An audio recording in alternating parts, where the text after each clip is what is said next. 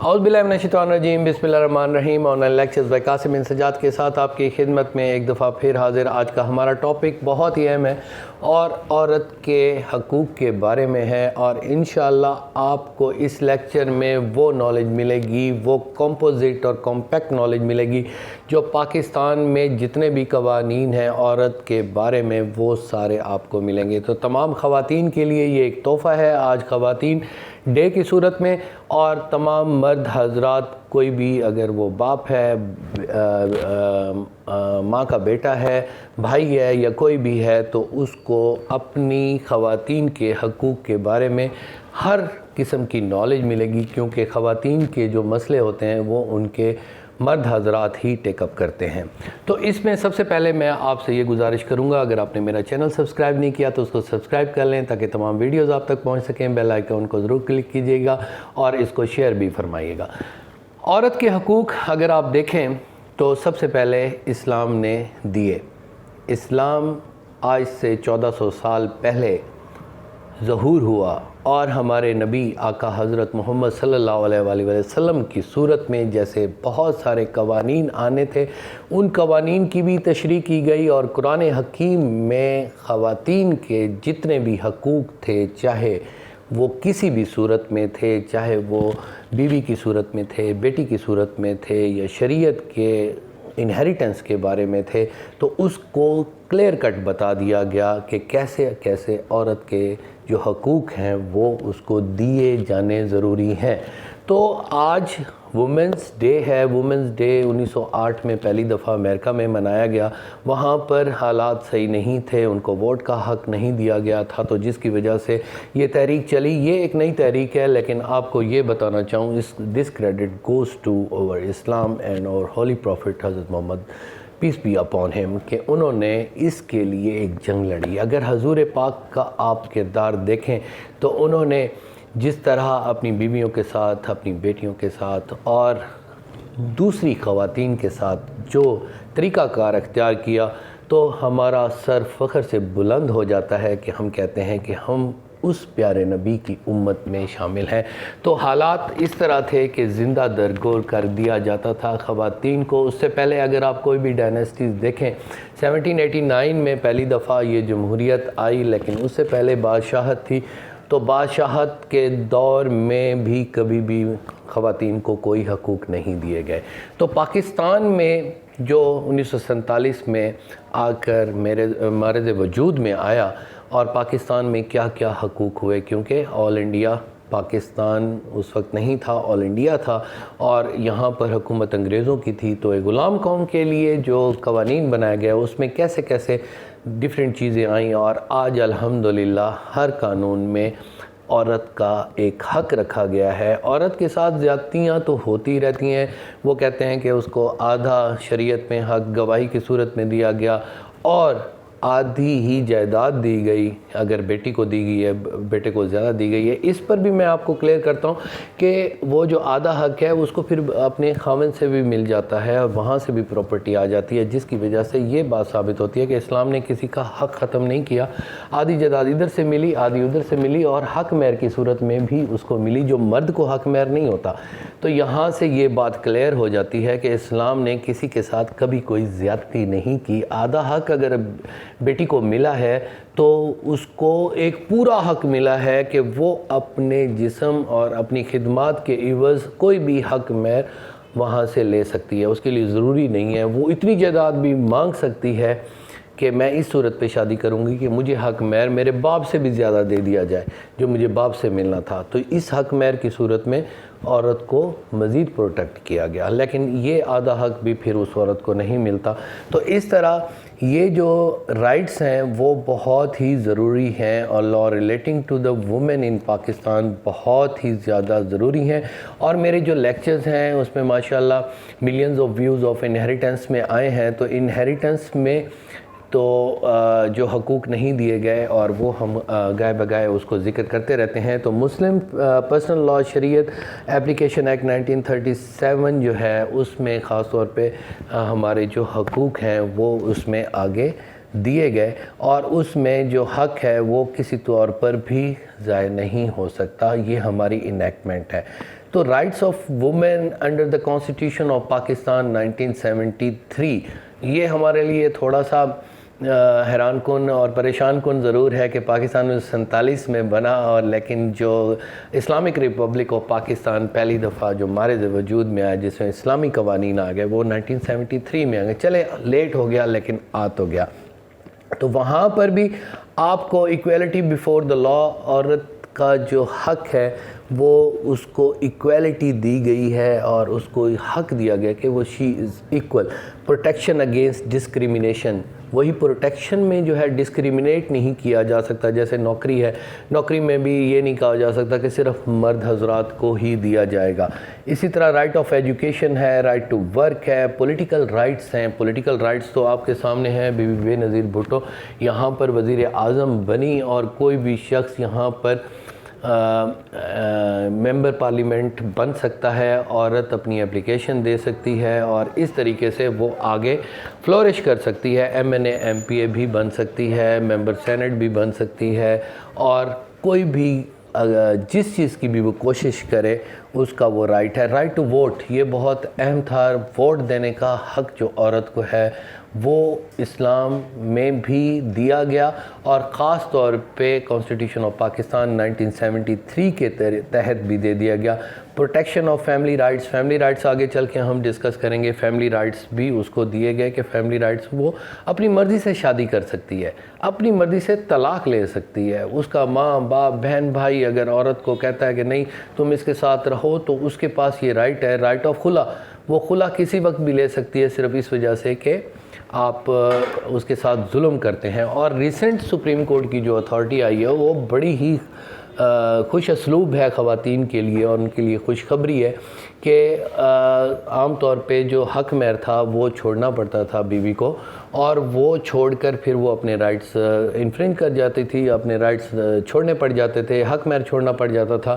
تو اس میں کروئلٹی کو جو ظلم و ستم کو جو ایکسپلین کیا ہے سپریم کورٹ نے، اس نے کہا ہے کہ آپ کروئلٹی یہ نہیں ہے کہ اس کو صرف مارا پیٹا جائے، اس کو آپ قید و بند کی صحبت میں ڈال دیتے ہیں یا مینٹل ٹارچر دیتے ہیں. آپ نے دوسری شادی کر لی ہے، دوسری شادی کو بھی ہمیں آگے ڈسکس کرتے ہیں کہ دوسری شادی کی صورت میں بغیر اجازت بھی سزا ہو سکتی ہے. نکاح نامے میں وہ جو ایک خانہ نمبر 16-17 میں خصوصی شرائط ہوتی ہیں وہ نہ لکھا کریں. اس سے اگر دوسری شادی کرے گا تو پھر 10 لاکھ روپیہ 15 لاکھ روپیہ جرمانے کے طور پر عطا کرے گا. تو لیکن یہ غلط ہے، اس کو سپریم کورٹ نے غلط قرار دے دیا. شادی کرنے کے اس کو 4 شادیاں کرنے کے اختیارات ہیں. یہاں پر بھی عورت کے رائٹس کو میں مزید ایکسپلین کرتا ہوں کہ مرد تو 4 شادیاں کر سکتا ہے، 4 بیویاں رکھ سکتا ہے. اسلام میں تو یہ ہے کہ کوئی عورت اگر کسی شخص کو پسند نہیں کرتی تو اس سے طلاق لے سکتی ہے، پھر دوسرے سے بھی لے سکتی ہے، تیسرے سے بھی لے سکتی ہے، اس طرح 8-10 شادیاں بھی کر سکتی ہے. تو وہ اس پر کوئی یہ نہیں ہے کہ لیکن نکاح کی صورت میں ایک وقت میں ایک نکاح ہوگا. وہ مشہور مقدمہ بھی آپ نے دیکھا ہوگا جس میں نکاح پر نکاح کیا ہے، تو وہ بھی غلط ہے. لیکن طلاق لینے کے بعد وہ جو ہے آگے چل سکتی ہے. تو اس طرح آگے چلتے right of protection against violence, violence پر بہت ہی خاص طور پہ پاکستان میں انیکٹمنٹس کی گئیں، ہر حکومت نے کی، اور کاروکاری اور اس قسم کے جو غلط روایات تھیں، قرآن پاک کے ساتھ شادی اور اس قسم کی جو باتیں تھیں اس کو ختم کر دیا گیا. تو یہ ہے وہ باتیں جو بہت زیادہ ضروری ہیں. تعزیرات پاکستان میں دیکھیں سب سے پہلے یہی جرم ہوتا ہے. جب کوئی جرم ہوتا ہے تو سب سے پہلے عورت کو پولیس تھانے میں پہنچنا ہوتا ہے. تو عورتوں کو تو میں نے بہت زیادہ دیکھا، اور خواتین اپنے حقوق کے بارے میں اتنی زیادہ ایکٹیو ہیں کہ وہ اپنے حقوق لینے کے لیے سیشن کورٹ، ہائی کورٹ یا ایس ایچ او صاحب کے پاس چلے جاتے ہیں. میں نے کافی ساری ویڈیوز پٹواری اور پولیس کے خلاف بنائی ہیں، آپ کے سامنے ہیں. لیکن میں نے ایک چیز دیکھی ہے کہ جب کوئی عورت کسی ایس ایچ او کے پاس جاتی ہے، میں نے ان کے ظلم و ستم کی کہانیاں بھی بتائی ہیں کہ پولیس نے بہت زیادہ ظلم اور زیادتیاں ان کے ساتھ کی ہیں. لیکن عام طور پہ میں نے یہ دیکھا ہے کہ عورت کو بہت زیادہ حقوق وہاں پر ملے.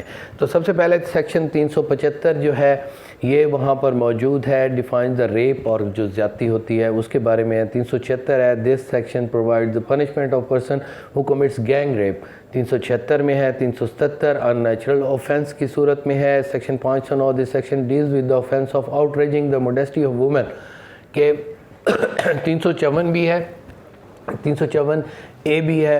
اس کے علاوہ جو مطلب ہے کسی عورت کے کپڑے وغیرہ پھٹ جاتے ہیں یا اس کو پبلکلی جو ہے اس کے انسٹرائپ کر دیا جاتا ہے، اس کے جسم سے کپڑے اتار دیے جاتے ہیں، تو یہ بھی ہے۔ 499A this section deals with offence of cruelty of women by her husband اور relative and provides for the punishment of the offenders. 498A بہت ہی اہم ہے کہ اگر اس کے خاوند نے کوئی زیادتی کی ہے یا اس کے ریلیٹیو نے، ساس سسر نے کی ہے، تو 498A کے تحت۔ Section 510 this section deals with offence of causing a miscarriage of women.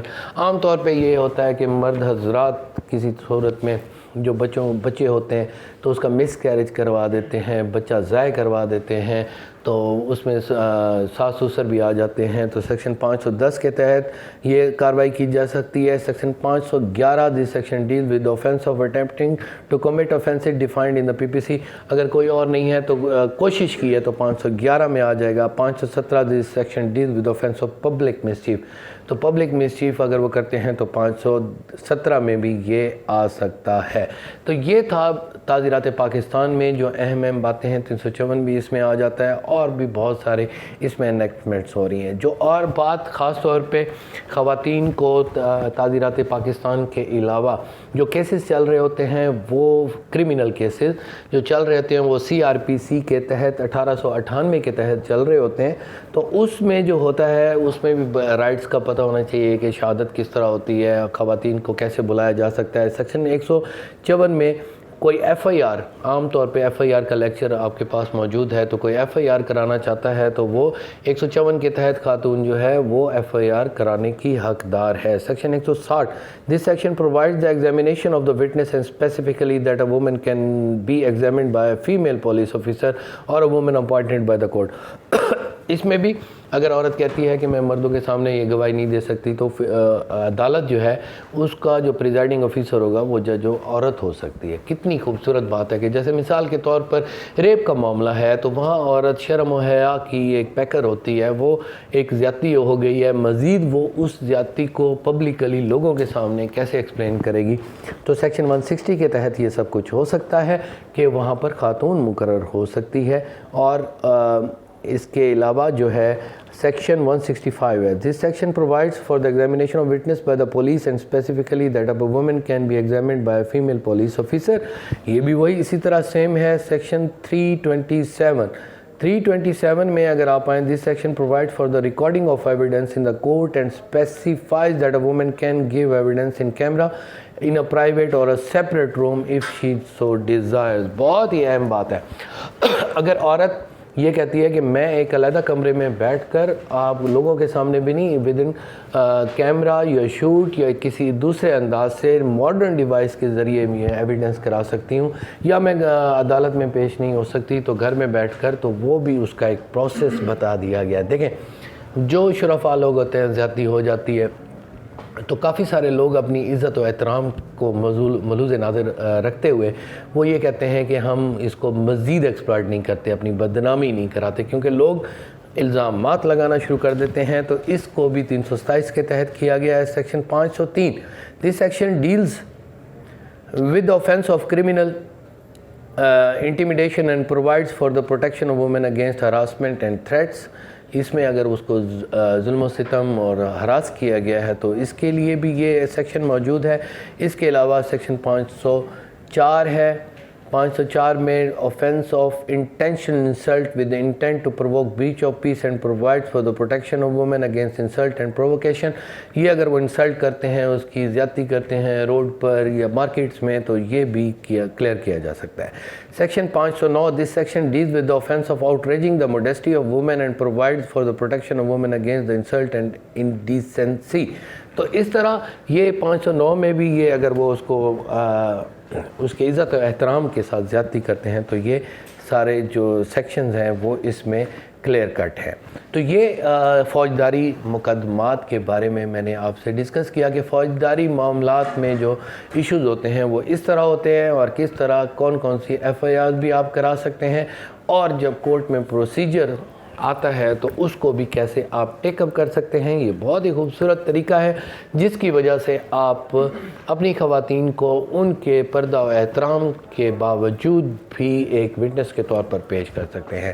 تو آگے اگر ہم اس کو لے کر چلیں تو میری اب یہ خواہش ہو رہی ہے کیونکہ 14-15 منٹ کا یہ لیکچر ہو چکا ہے تو اس کو کرمنل سیکشن علیحدہ کر لیتے ہیں. نیکسٹ جو میں آپ کو لیکچر دے رہا ہوں وہ سول پروسیجر پر دے رہا ہوں تاکہ سول سیکشن ایک علیحدہ ہو جائے تاکہ آپ کی سمجھ میں بات آ جائے. اس سیکشن میں ہم نے کیا کیا تھا کہ ہم نے کانسٹیٹیوشن آف پاکستان میں جو رائٹس ہیں وہ دیے گئے اور تعزیرات پاکستان 1860 کے تحت وہ بھی بتائے اور 1898 ضابطہ فوجداری کے تمام قوانین بھی آپ کو بتائے. تو this is all about the rights of women in Islam according to the law provided in the different law books. تو آپ کو یہ بتایا. انشاءاللہ اگلے لیکچر میں آپ کو سول پروسیجر کوڈ اور دوسرے جو لاز ہیں وہ بھی آپ کو بتاتے ہیں. Thank you very much. Take care of yourself. اللہ حافظ.